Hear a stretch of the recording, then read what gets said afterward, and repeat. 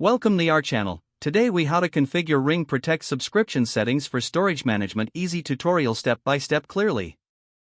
To start, open the Ring app on your mobile device. Log into your Ring account using your credentials. Once you are in the app, locate the menu icon on the top left corner of the screen. Tap on the menu icon to access a list of options. From the menu, select Settings. In the Settings menu, find the option for Ring Protect.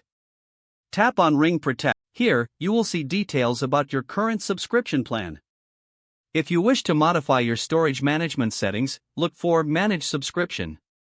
Tap on Manage Subscription to proceed. You will see options for adjusting your subscription tier or switching plans. Select the plan that best meets your storage needs.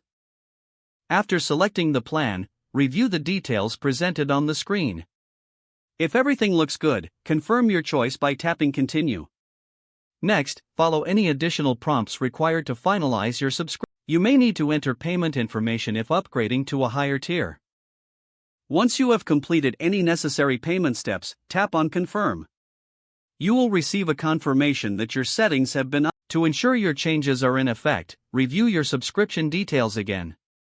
Finally, exit the Settings menu by tapping the back arrow in the top left corner.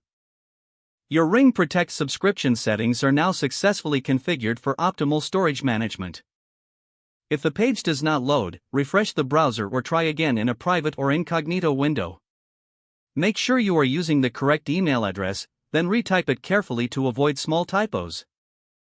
If your password is not accepted, use the Reset option and create a new strong password you can remember. Check your spam folder for verification or security emails, then complete any requested confirmation steps. Enable two-factor authentication if available to improve account security and reduce unauthorized access risk. After signing in, review your profile details so your contact information and settings are accurate and current.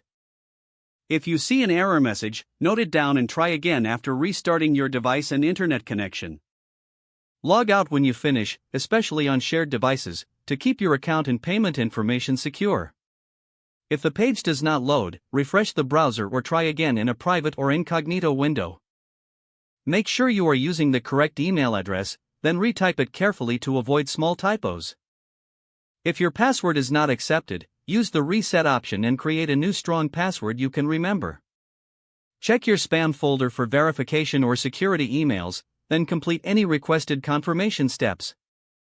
Don't forget to like this video and subscribe to our channel for more step-by-step tech guides.